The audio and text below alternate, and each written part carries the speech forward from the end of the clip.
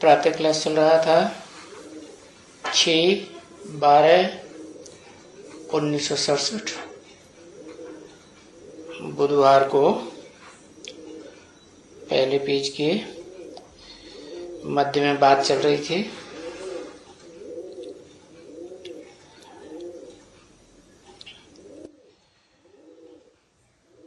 कि वो टीचर है, उनकी सारी नॉलेज है,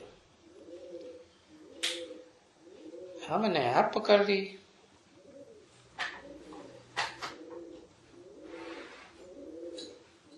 तो वैसे ही ये बाप है, उसमें भी ये नॉलेज है। रचना के आदि मध्य अंत की नॉलेज है। और रचयिता तो खुद है समझाने वाला। बाकी रचना के आदि मध्य अंत की नॉलेज बस उसमें ही वो है। उसको कहा जाता है वो भले छोटा है। तो हम आत्मा कहती हैं वो नॉलेजफुल है। ठीक है ना भाई, ज्ञान का सागर है।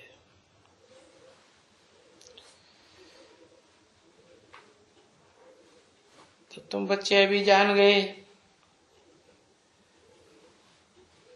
कि धारण करें या न करें,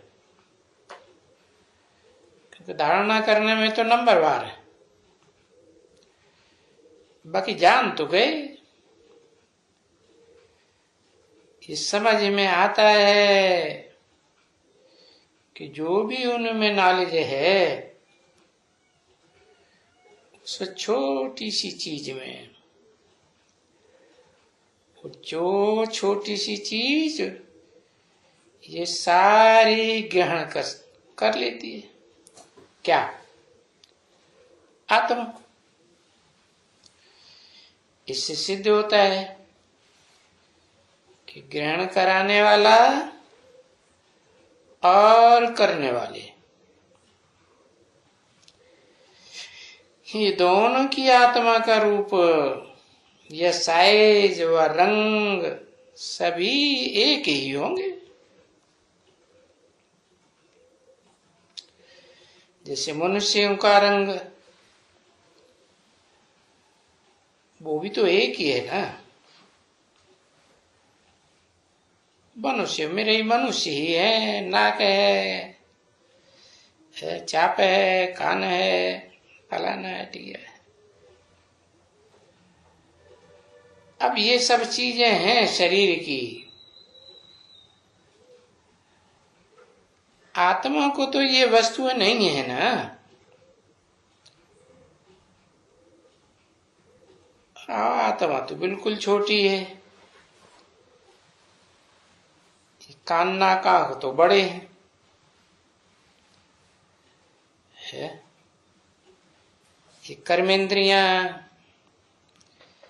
इनको तो कहा जाता है स्थूल, वो देखने में आती है। और आत्मा तो देखने में भी नहीं आती है ना, क्योंकि ये बड़ी हैं इंद्रियां। और इन बड़ी इंद्रियों से ही हम इतना कर्तव्य करते हैं, चाहे यहां चाहे वहां, स्वर्ग में या नरक में। कर्म तो इंद्रियों से ही करते हैं ना।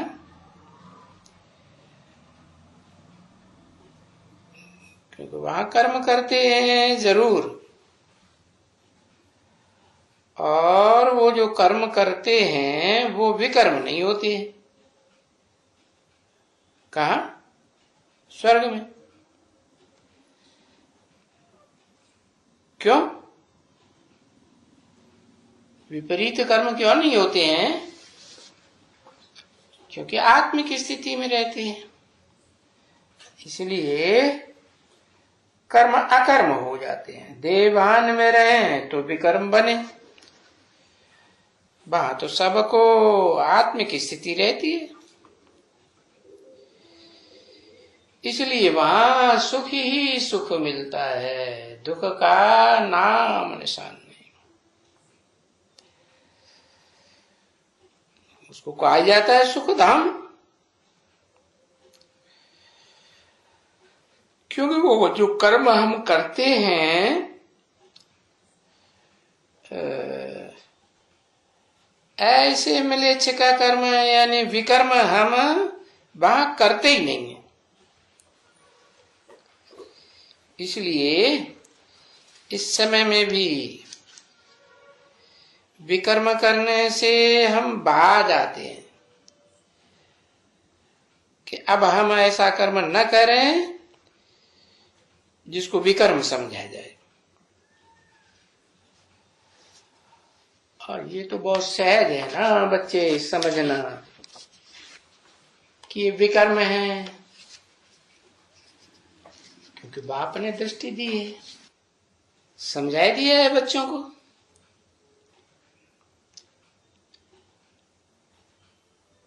और तो किसको यूं भी विकर्म करने वाले को खाती है दिल, ये काम मैंने किया है जो बुरा है, ओ तो उनको जरा भी नहीं। 6/12/1967 की प्रातः क्लास का दूसरा पेज, बुधवार, तीसरी लाइन। बहुत बैठ करके बच्चे समझाते हैं कि हमने पैसा चोरी कर लिया, हमने ये किया वो किया, बायोस्कोप में गया ये किया, बहुत ये विकर्म करते हैं। इसको मारा, इसके साथ विकार में गया, तो सभी बैठ करके समझाते हैं। तो सब समझाते हैं हमने क्या चीज किया इस शरीर में है, इस शरीर के होते किया ना। तो ये सब बातें कौन बैठ करके वर्णन करते हैं? देखो, वो छोटी सी आत्मा है जो जाकर के वर्णन करती है कि हमने शरीर की कर्म इंद्रियों के द्वारा हमने ये बुरा काम किया है। ये कर्म इंद्रियां हैं, जैसे हाथ हैं, इससे मैंने किसी को घूसा मारा, तो आत्मा कहती है ना, ये मेरी कर्म इंद्रियों ने ये पाप किया, इसको मारा, इन हाथों से चोरी किया, कोई चीज देखी और उठा करके खा ली, या ये काम मैंने किया। जो मैं समझता हूं आत्मा समझती है ना बच्चे। हम फिर भी आत्मा को तो हम मुजक्कर कहेंगे और शरीर को मौनुष कहेंगे, यानी कि वो मेरी ऐसे कहेंगे ना, कहेंगे मेरा शरीर, मेरा शरीर। फीमेल भी कहेगी ये मेरा शरीर, मेल भी कहेंगे ये मेरा शरीर। मेरे शरीर से मैंने ये कर्म किया,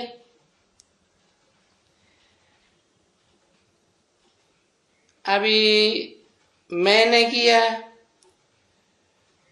तो आत्मा को रियलाइज करना पड़ता है ना कि आत्मा क्या चीज है।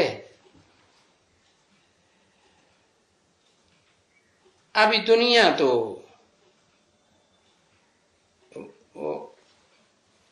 आत्मा को रियलाइज करती नहीं, और बच्चे तो जानते हैं कि हम खुद भी नहीं जानते थे कि आत्मा क्या चीज होती है। ये सिर्फ कहने मात्र हम कहते हैं, हम ये नहीं जानते कि आत्मा कितनी बड़ी या कितनी छोटी है। सुना है कि बहुत सूक्ष्म है आत्मा, इन आंखों से उसको देख ही नहीं सकते हैं, परंतु वो आत्मा कर्म बहुत करती है इन शरीर के द्वारा। देखो कितना कर्म सतयुग में करती है, भिन्न भिन्न नाम रूप लेकर के करती है। तो जो कर्म करती है आत्मा भिन्न भिन्न नाम रूप लेकर के, और उसको ही फिर वो ही भिन्न नाम रूप लेकर के फिर रिपीट करना है।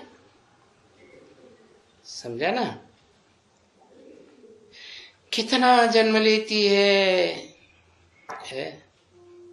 वहां स्वर्ग में 21 जन्म अगर भी हैं तो भी कितना 150 वर्ष की आयु में इन कर्मेंद्रियों से वो ही एक आत्मा कितना कर्म कर लेती है। फिर कोई अच्छा कर्म करते हैं या आत्मा से बुरा कर्म करें, परंतु सतयुग में तो अच्छा ही करेंगे ना, अच्छा ही कर्म होता है सतयुग में। फिर सभी एकदम बुरा कर्म नहीं करते हैं, फिर भी बाद में नहीं, वो समझती है आत्मा कि मैं अच्छा कर्म किया है। समझो,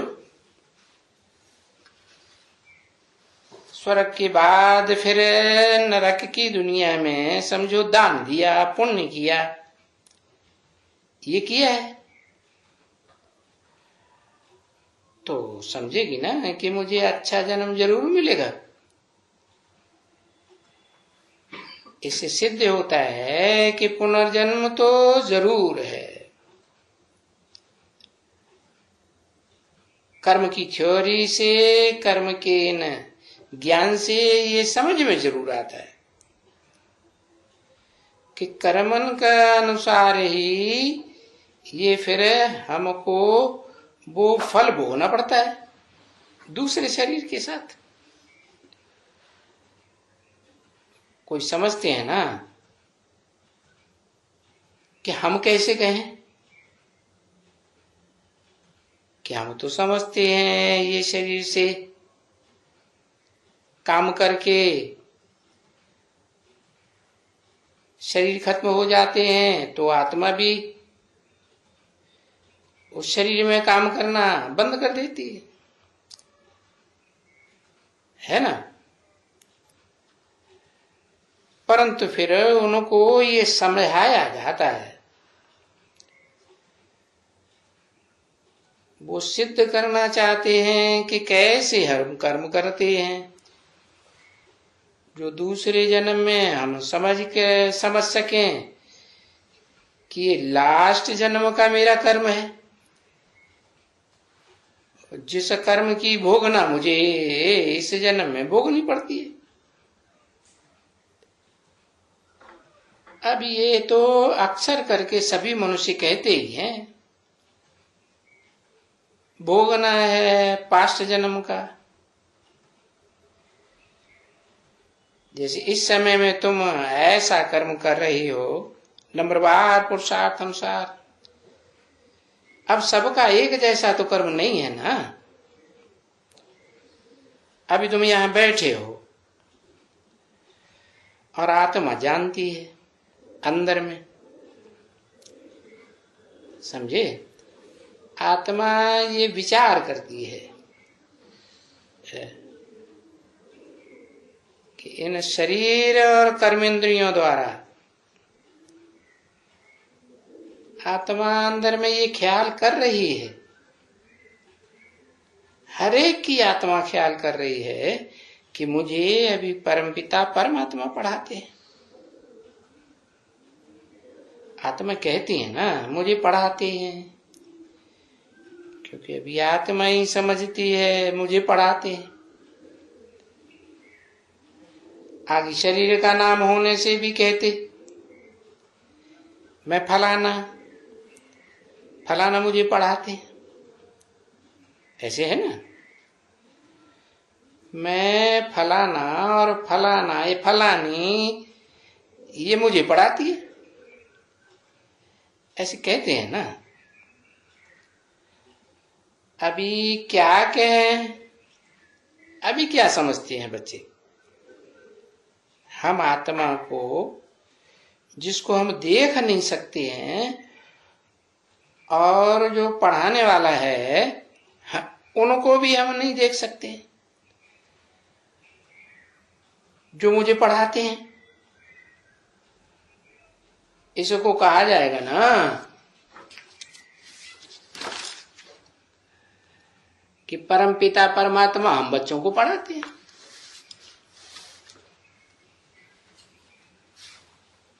तो ये एक ही बार होता है ना।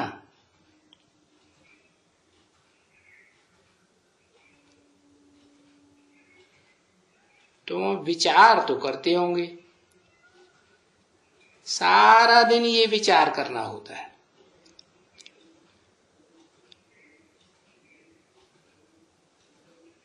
छः 12/1967 की प्रातः क्लास का तीसरा पेज, दूसरी लाइन। कभी पॉइंट्स आगे आएंगी समझाने की किसको, तो बाप बैठ करके समझाते हैं कि अभी तुम ये जानते हो कि बरोबर इस समय में कोई भी नामाचारी मनुष्य, कोई भी नामधारी हो, शरीरधारी, वो हमको नहीं पढ़ाते। हाँ ये जरूर है कि परमात्मा पढ़ाते हैं। हाँ, और उन परम पिता को तो अपना शरीर है ही नहीं।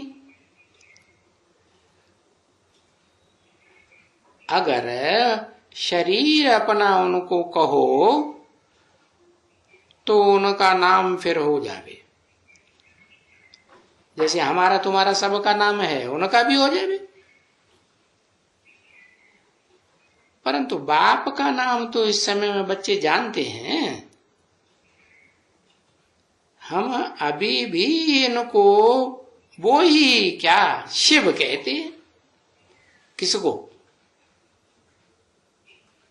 हाँ? जो पढ़ाने वाला है, जिसको पहले हम पूजते थे, जिसको परमात्मा कहते हैं, जिसने देखो जब तुम पहले पहले छोड़ा तो तुम सब बच्चों ने घर बार छोड़ा ना, वहां आए थे तो तुम्हारा नाम कैसे रखा? सब नाम बदल दिया ना। अब ये तो सभी बच्चे जानते हैं कि सिवाय परमपिता परमात्मा हमारा नाम और कोई ने नहीं रखा है। क्योंकि ये भी कहते हैं मैंने तो नहीं रखा। कौन? हे ब्रह्मा बाबा भी कहते हैं। है, इसकी भी आत्मा कहती है कि मैंने नहीं रखा, क्योंकि बहुत वैल्यूबल चीज है, वो पता ही नहीं कहाँ है वो नाम है। अगर कोई समझो बच्चा है तो देखो वो या अपना नाम याद भी रखते हैं पुराना। देखो मनुष्य अपनी जीवन कहानी इतने बड़े बड़े वॉल्यूम में लिखते हैं, तो हमारा जो ये नाम दिया था बाप ने, वो तो फिर बहुत ही वंडरफुल बात है ना कि एक बाप ने इतने इतने रमणीक नाम रखे, इतने रमणीक नाम रख करके ये है ड्रामा के अनुसार, समझा ना। ये हम बड़ाई ड्रामा की करते हैं, ईश्वर की नहीं बढ़ाई कर सकते हैं। नहीं नहीं, बढ़ाई यही हमारी बात है कि हम बढ़ाई देते ही हैं, किसको? ड्रामा को देते हैं। ये ड्रामा में ही सब कुछ नूद है। क्या? कौन सी बात की बात? ये जो शिव बाबा हमको पढ़ाने के लिए आते हैं, ये ड्रामा में नूद है, तो ड्रामा के प्लान अनुसार है। तो ड्रामा के प्लान अनुसार जब तक कि हम जानते हैं कि बाप ने हमको नाम दिया है, ऐसे तो कभी कोई नहीं कहेंगे कि बाप ने हमको नाम दिया है। तुमको और नाम देते हैं तो आत्माएं देते हैं, जो शरीरधारी आत्मा है वो देते हैं। ब्राह्मण भी होते तो उसको आत्मा कहेंगे ना भाई। इन सभी आत्मा ने इनका नाम रखा, इनका नाम रखा हुआ है। हाँ, अभी ऐसे कहेंगे ना बच्चे, परंतु यहां फिर नई बात है कि हमारा नाम परम पिता परमात्मा ने रखा है। वो दुनिया में तो आत्माओं ने आत्मा का नाम रखा, ये है परमात्मा ने आत्मा का नाम रखा। और ये तो बड़ी वंडरफुल बात है। तो ऐसी ऐसी चीजें, ये जो मनुष्य पुरानी चीजें रखते हैं ना, साड़ते हैं, तो ये भी तो बहुत पुरानी चीज हुई ना। भले पुरानी चीज कोई हाथ नहीं चलने वाली है कि कोई हाथ में साथ लेके चलेगी, नहीं, ये तो सभी गुम हो जाते हैं। परंतु इस समय तक कोई पूछे तो उनको ये बताना, क्या क्या बताना? अरे यही बताना कि बाबा ने हमको ये नाम दिया था, हाँ? और वो भी बंदर खाएगा ना। जैसे बाप बैठ करके समझाते हैं कि हमारी आत्मा का ही नाम है, और जब शरीर में आते हैं तो शरीरधारी रखते हैं। बाकी हमारी तो आत्मा का ही नाम है शिव, परंतु ये बंदर है हमारा कि हमारा आत्मा, जो हम आत्मा विवानी बनते हैं, तो हमको बाप ने बैठ करके ये समझाया है सभी। तो बाप ने हमारा नाम भी रखा, तो नाम होने चाहिए ना। मैं समझता हूं कि होगा नाम,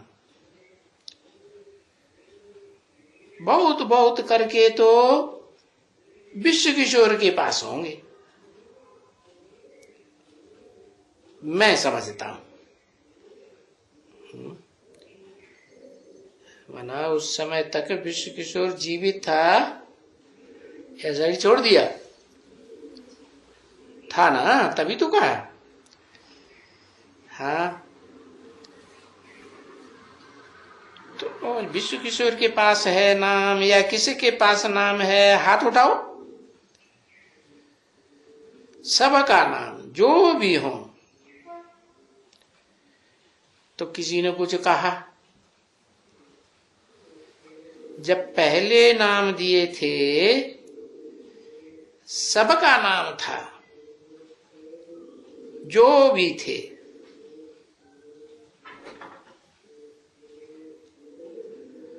वो नाम है किसके पास?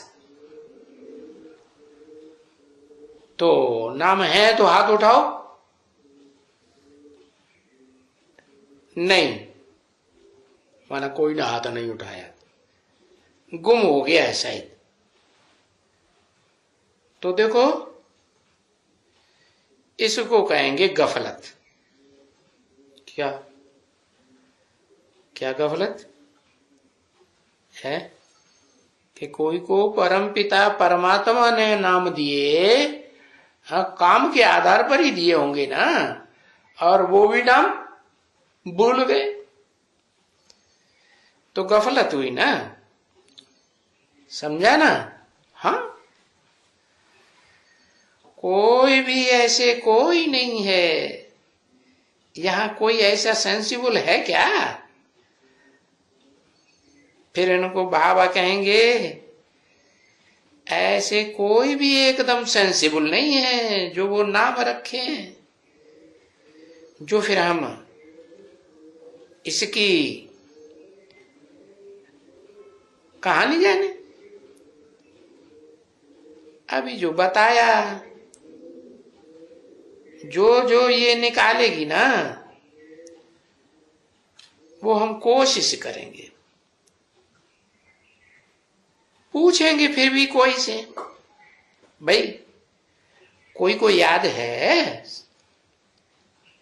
समझा ना? क्योंकि बहुत तो हैं नए और थोड़े हैं पुराने यहां है।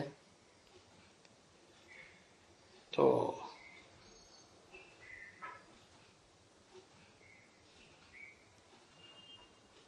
पुराने कितने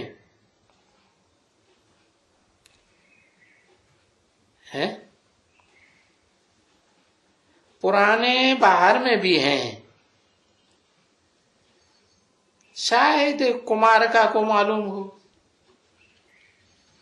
क्योंकि वो सारा समय यही है, या दीदी को मालूम हो,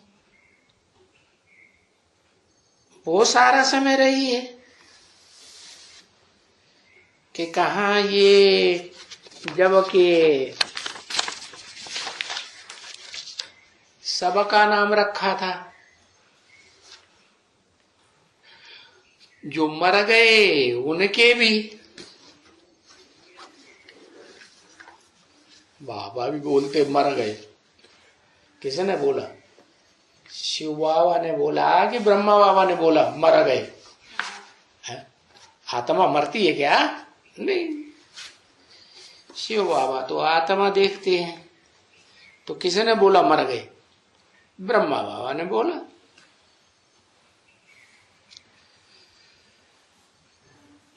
हाँ, 6/12/1967 की प्रातः क्लास का चौथा पेज। हाँ, तो वो जो मर गए हैं उनके नाम कुमार का या दीदी बैठ बतावेगी तो वो हम छपाई देंगे। समझा ना? तो ये समझाने के लिए हो जाएगा। वो बाबा जैसे समझाते हैं ना बच्चों को कि बच्चे और तो सभी देहधारी रखते हैं नाम, और ये तो विदेही ने बैठ करके नाम भेजा है? तो किसके द्वारा भेजा? जरूर कोई ऊपर में गया तो ये आत्मा ने ही सुना। बाबा तो यहां भी कहते हैं आत्मा ही सुनती है और आत्मा ही बोलती है। तो आकर के सुनाया तो वंडर खाएंगे ना, और नाम भी तुम्हारा बड़ा वंडरफुल, बड़े रमणीय का नाम, समझा ना? ओम शांति।